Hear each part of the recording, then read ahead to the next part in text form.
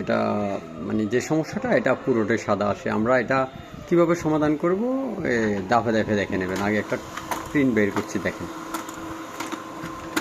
এই যে একদম সাদা আসছে।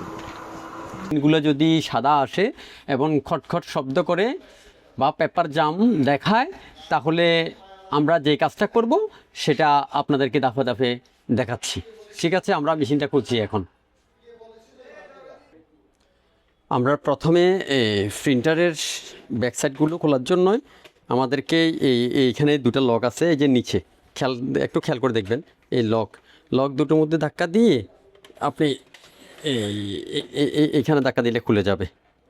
ঠিক আছে, একটু এখানেও একটু লাগে, এই পাশে নিচে এবং কি এদিকে তিনটা জায়গায়। আর একটা জিনিস খেয়াল রাখবেন, আমরা এগুলো খুলার আগে সর্বপ্রথম কার্ট্রিজটাকে খুলে একটু নিরাপদ জায়গায় রাখবো। এখন আর একটা কভার আছে, এটা খুলছি।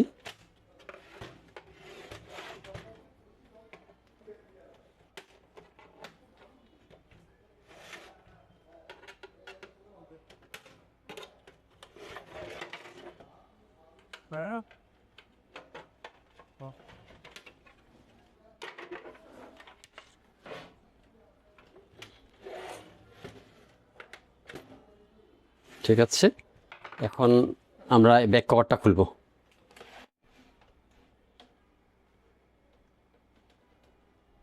দেখো ইয়া লাগাই দিই। আর একটা স্ক্রু আছে অতিরিক্ত উপরে, এটা মোট সর্বমোট দুইটা, একটা তিনটে স্ক্রু আছে। আমরা এখন কভারটাকে একটু যে কভারটা খোলা হয়ে গেছে। এখন আমরা যে কাজটা করব, প্রথমে আমরা এই কেবলগুলো একটু দেখব পরিষ্কার আছে কি না। ঠিক আছে, কেবলের মাথাগুলো পরিষ্কার আছে, আমরা আবার লাগিয়ে দেব। এটা এইভাবে খুলতে হয়। এটাও পরিষ্কার আছে।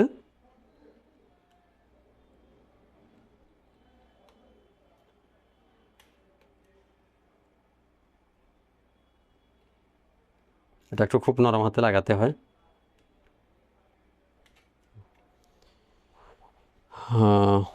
এখন বিশেষ করে এই কেবলটা, অন্য কেবলগুলো ধরার চেক করার দরকার নেই। পরবর্তীতে আমরা এই সেন্সরটা দেখেন, এখানে একটা সেন্সর আছে। এই সেন্সরের জন্য পেপার জাম, কখনো কখনো শব্দ হয়, আবার একসাথে প্রিন্ট দিলে 2 কপি বের হয়, 1 কপি আটকে যায়, প্রিন্ট সাদা আসে এই সেন্সরটা নষ্ট হয়ে গেলে। তো আমরা এটা সর্বপ্রথম কি করব, একটা ব্রাশ নেব। একটা ব্রাশ নিয়ে আমরা এটাকে একটু পরিষ্কার করব। ঠিক আছে, এটাকে আমরা পরিষ্কার করব। আর পরিষ্কার করে আপনারা একবার চালিয়ে দেখবেন। যদি না হয় তাহলে এটা চেঞ্জ করে ফেলবেন। যেন আমরা এটা একটা চেঞ্জ করতেছি, এটার মতো আরেকটা সেন্সর আমরা মার্কেট থেকে সংগ্রহ করেছি, বা অন্য মেশিন থেকেও সংগ্রহ করতে পারেন। আমরা এটা পরিবর্তন করে দেব। ঠিক আছে,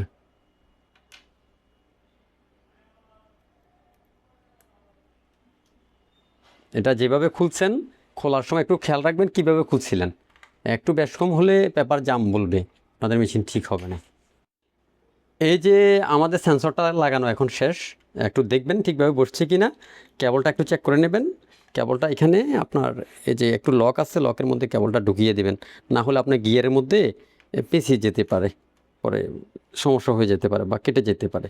ঠিক আছে, তো ঠিক আছে, আমাদের কেবল লাগানো শেষ। একটু দেখেন কেবলটা কীভাবে লাগাবেন। হ্যাঁ, কেবল লাগানো শেষ। এখন বিশেষ করে যে কভারগুলো আছে, এই কভারগুলো লাগাতে কিছু ঝামেলা আছে। আপনারা একটু খেয়াল করে দেখেন কভারগুলো আমি কীভাবে লাগাই, তাহলে কভারে কোনো লক ভাঙবে না। ঠিক আছে, আমরা প্রথমে পিছনে কভারটা লাগাবো। এটা লাগানো সহজ, এটাতে 3টা স্ক্রু আছে। প্রথমে উপর থেকে লাগাবেন, এই যে উপর থেকে লাগাবেন। এটা খুব সহজ। ওই সাইডের 2টা কভার একটু কঠিন আছে, একটু দেখে নেন আপনারা।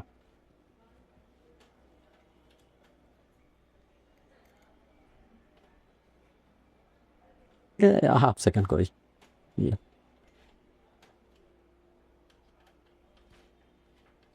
এই যে পিছন থেকে বাম পাশের যে কভারটা, যে পাশে বোর্ড আছে, এই কভারটা সর্বপ্রথম লাগাবেন, খেয়াল রাখবেন। কারণ এটা এইভাবে রাখা যাবে না, এটা এইভাবে রাখলে আপনাদের বোর্ড নষ্ট হয়ে যাবে। এই জন্য আমাদের প্রথমে এই কভারটা লাগাতে হবে, ঠিক আছে?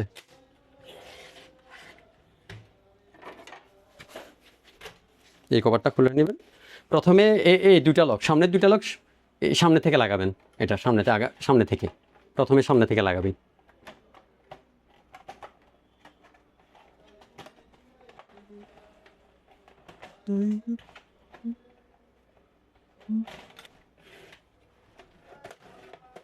এই যে বাম পাশের কভারটা লাগানো শেষ, বাম পাশের বলতে বোর্ডের সাইডের আর কি কভারটা, এটা লাগানো শেষ।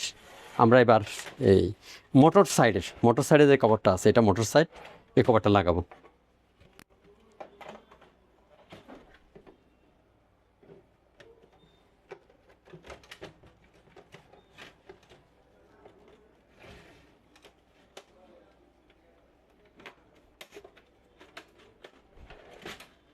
জি, লাগানো হয়ে গেছে। একটু নরম করতে লাগাবেন যাতে করে না ভাঙে, ঠিক আছে? আমাদের মেশিন লাগানো শেষ।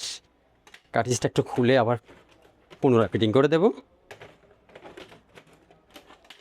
ঠিক আছে? এখন হাওয়া দিয়ে আমরা টেস্ট করব।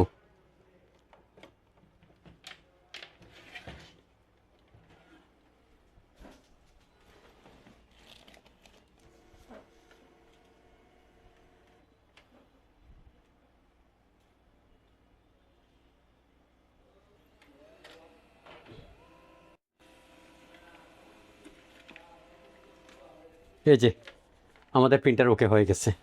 আপনারা এইভাবে ছোট মেশিনগুলো আপনারা ভিডিওতে যেভাবে দেখছেন আমরা সাক সেন্টারটা পরিষ্কার করছি এবং চেঞ্জ করছি, আপনারাও এইভাবে করবেন। তাহলে এই যে এইচপির যতগুলো ছোট প্রিন্টার আছে, যত মডেলের প্রিন্টার আছে, সব প্রিন্টারগুলোর সমস্যার সমাধান করতে পারবেন। পেপার আটকানো, পেপার জাম, শব্দ এবং প্রিন্ট সাদা আসা। তবে প্রিন্ট সাদা অনেক কারণে আসতে পারে, লেজারের কারণে আসতে পারে।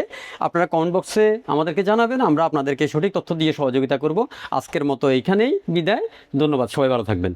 ফটোকপি ও প্রিন্টার মেশিনের সমস্যার সমাধান সংক্রান্ত ভিডিওগুলো দেখে যদি আপনি উপকৃত হয়ে থাকেন, তাহলে আমাদের পেজটি ফলো করুন এবং চ্যানেলটি সাবস্ক্রাইব করুন।